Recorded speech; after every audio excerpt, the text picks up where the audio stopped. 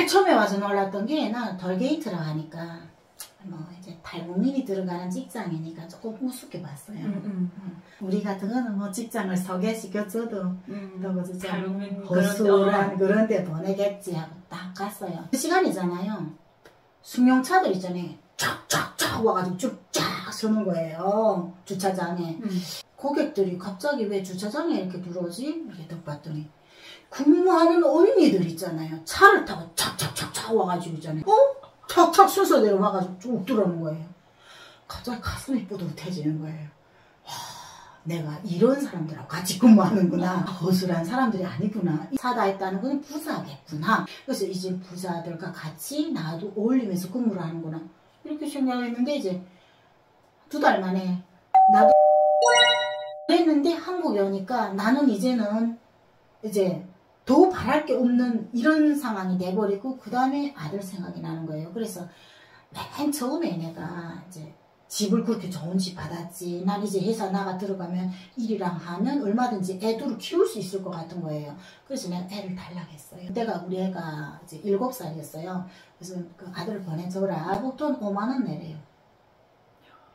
5만 원이면 1000만 원이잖아요. 그러고 나하고 맨 처음에 정착금 400만 원 줬어요. 부를 거 다 가져가고 내한테 아무것도 없는데 오직 자기 자식도 있잖아요. 그냥 돈벌이 대상으로 돈으로 그렇게 버는 거예요. 그래 이제 14살짜리 우리 아들이 얼굴이 새까매 완전히. 7년 만에 보잖아요. 우리 아들 이름 적어가지고 이렇게 들고 나갔어요. 뭐 알아볼까봐. 이렇게 하고 나갔는데 뭐 알아본다니 뭐예요? 어머니가 대바람에 표가 나지. 그래 내 새끼인데 왜 모르겠어요. 그리고 새카만 게 있잖아. 키만 꼭 때려요. 삐쭉 말란 게 있잖아. 이렇게 오는 거라 저쪽에서. 그래가지고 막 안고 있잖아. 막 너무 눈물 나는 거예요. 그동안 못 해준 게.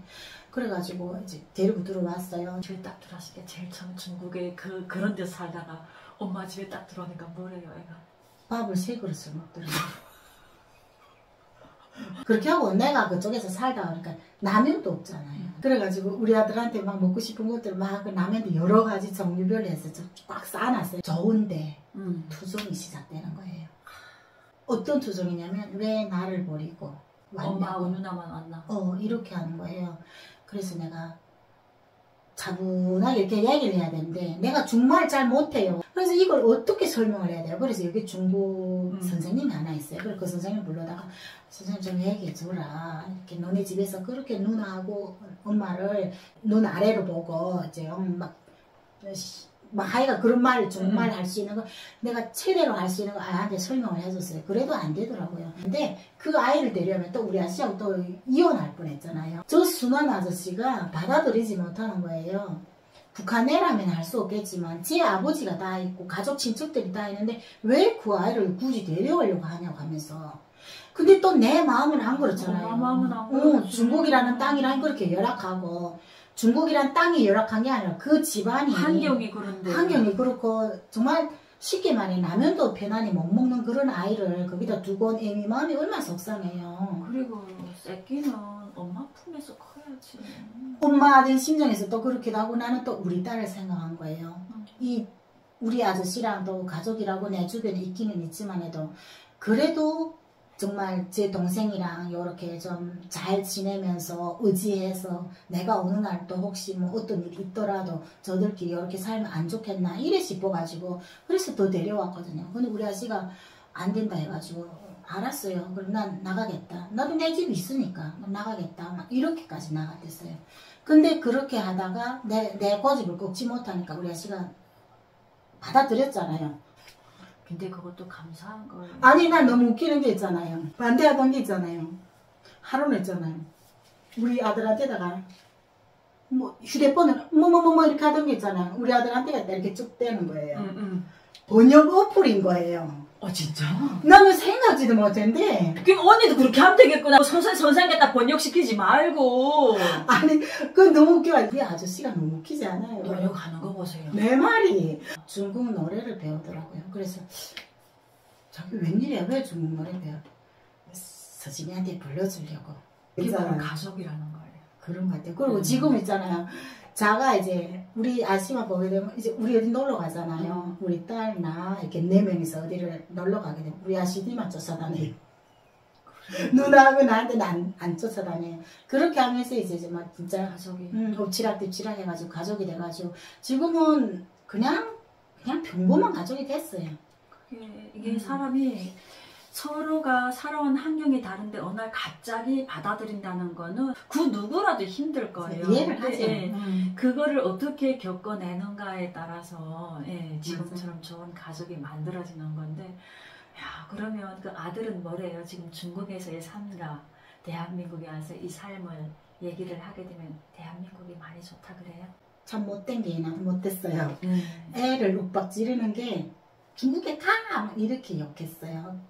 애가 그게 상처예요. 도매 투정을 막 부리고 이러는데 애가 너무 심하게 하고 이러니까 내가 화가 나는 거예요. 그래서 할 말과 안 할 막 하지 말아야 되는 거예요. 그래가지고 그거는 진짜 아닌 거죠. 근데 이제 중국에 가 이렇게 한번 했었는데 자기는 투정으로 엄마가 쟤를 오르고 달랠 줄 알고 이렇게 말했는데 엄마가 너 중국에 가! 이렇게 하니까 얘가 이제 그게 상처가 받아가지고 그렇죠. 중국에 보낼까봐 어느 날 이제 코로나 때였어요. 코로나가 막 심하게 되고 하니까 애를 데리고 어디 나갈 수도 없잖아요. 그래서 겨울인데 방학인데 애가 혼자서 집에 계속 앉아서 그냥 게임만 하고 막 이러는 상황이었어요. 근데 난 또 너무 안 됐잖아요. 마음이 아프고 이제 겨울이고 애를 막 어디 좀 데리고 나갔으면 좋겠는데 나도 또 집순이라서 애를 어떻게 데리고 다녔으면 좋겠는 이것도 모르겠는 거예요. 그래서 너무 미안해서 아들 엄마 너무 미안해 하니까 왜? 엄마가 너를 계속 집에다 이렇게 두고 있어가지고 너 얼마나 이제 외롭고 막 친구도 없어서 얼마나 그래. 너 중국에 있었으면 친구도 있고 또 친척들이랑 와서 너랑 같이 놀았었겠는데 엄마가 너무 미안해 하니까 나는 괜찮다. 나는 괜찮다. 이러는 거예요. 나는 지금 너무 좋다. 이렇게 하는 거라. 근데 이제 느낌적으로 이게 되게 그걸 괜찮다는 걸 너무 강하게 나한테 어필하는 거예요. 그래서 내가 그 한 달 전인가 내가 막 싸우면서 중국에 가 했던 그 생각이 나가지고 아차 이게 내가 중국에 보낼까봐 이렇게 걱정하는구나 이러시더라고요. 그래가지고 내가 했잖아요. 아니 그게 아니라 엄마가 직장 다니고 이러니까 너가 너무 외로울까봐 엄마가 그래서 그래 하니까 엄마 나는 괜찮다 걱정하지 마라 난 지금 너무 좋다 이렇게 하는 거예요. 그래 애미가 돼가지고 또 이런 것도 했어. 그러니까 그 애가 봤을 때도 자기가 여기서 친구 없고 말이 잘 통하지 않고 외롭지만 그래도 이 환경이 자기한테는 충분히 감사한 거예요. 그리고 엄마가 있으니까. 그래. 엄마 세상 그 누구보다도 기둥이 되어주잖아요. 엄마라는. 이제는 편안해졌어요. 애가 얼굴에 보면 내가 무슨 말하면 농담도 하고 막 엄마한테 매달리고 이렇게 하고 우리 아저씨하고도 농담도 하고 요새는 알바를 나갔다 왔어요. 자기 손으로 돈도 벌어보는 거야. 알바 갈래? 알바 간다는 거예요. 근데 우리 아저씨가 이제 유등인가 이런 걸 다는 그런 일을 했어요. 우리 아저씨가 좀 전기 일 하니까. 근데 자기가 우리 애한테 돈이 어떻게 벌려지는지 좀 가르쳐주고 싶다. 나를 좀 데리고 나갈래? 하니까 괜찮지? 하고서 데리고 나갔어요. 그래서 나는 아이고 이게 날씨도 덥지 하니까 조금 하다가 들어오겠다 이렇게 하고 싶은데 전화가 없어요. 그래가지고 내가 전화해봤어요. 그 아들 더우면 아버지한테 나 더워요 힘들어요 가겠다 하고서 집에 들어와 하니까 괜찮은데 이러는 거예요. 그래, 별일이다 이게 있잖아요.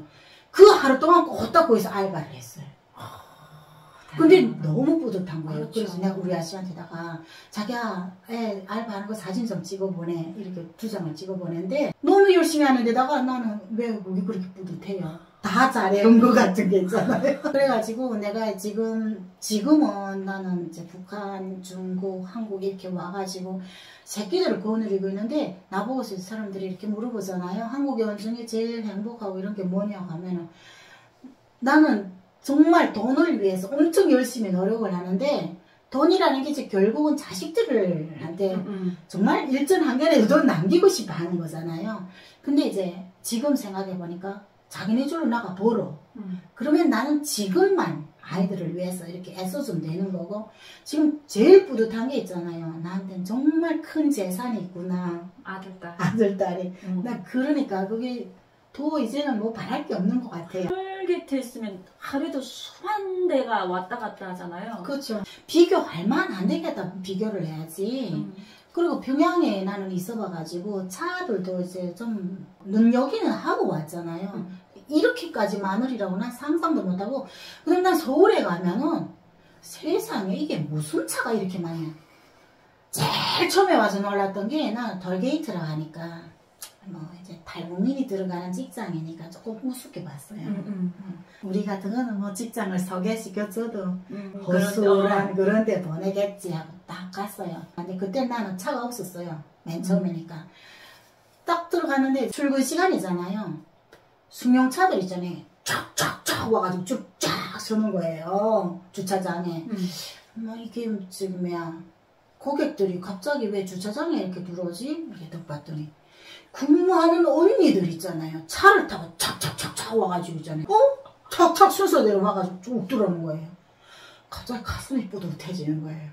와, 내가 이런 사람들하고 같이 근무하는구나. 다 차 타고 다니는 사람들. 그래도 다 허술한 사람들이 아니구나. 사다 했다는 건 부사겠구나. 그러니까 같이 나도 어울리면서 근무를 하는구나. 이렇게 생각했는데 이제 2달 만에 나도 SM520 12년 타던 중고를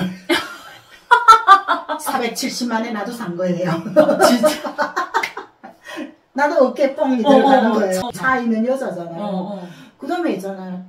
이제 톨게이트에 가서 내가 근무 장소에 딱 가게 되면 딱 그 언니들 있잖아요. 거기서 착착 이렇게 내릴 때 나도 그 속에 끼어가지고 딱 내릴 때 내 위신 있잖아요. 내 위치가 완전 진짜 하늘이 됐잖아요. 차 딱 가지고 출근하는 여자. 북한에서는 뭐 어디가 죽었다 깨도 상상할 수가 없는 거잖아요. 그런 게 너무 감격하고 그 다음에 있잖아요. 내가 일을 하면서 또 이제 마음에 와닿는 게 차 많구나 이런 걸 그거는 더 말할 것도 없고 표를 받잖아요. 북한 같으면 내가 갑이야. 맞죠? 뚱뚱 되죠? 똥똥 걸리세요! 막 이렇게 하고 이래 해야 되잖아. 우리는 아는 거예요. 우리가 을이고 고객이 갑인 거예요. 고객이 뭐라고 해도 우리는 죄송합니다. 죄송합니다. 죄송합니다. 입에 달고 나가야 되는 거예요.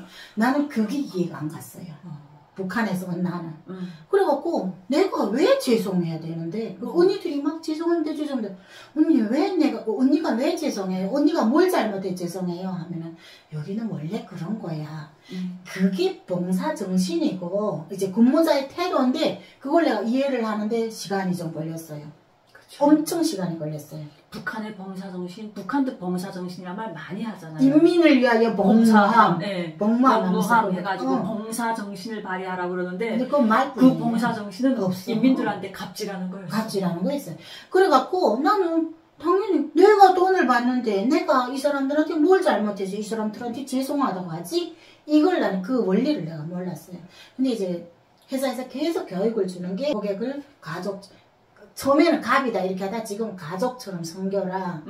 이제 말 한마디도 따뜻하게 해야 되고 그 다음에 이제 좀 어르신들 같은 게 이제 운전하다 좀 이제 내비도 잘 못 보는 경우가 있어요. 그런 걸 좀 기호도 잘 알려줘요. 교육을 계속 하니까 이제 나도 이제 인이 딱 박힌 거지. 근데 처음에 왔을 때는 이해가 도무지 안 가는 거예요. 대한민국에서는 있잖아요. 이제 봉사하는 사람들이 그런 봉사 정신, 서비스 정신이라는 게 있더라고요. 그래서 그런 걸 많이 배우는 것 같아요.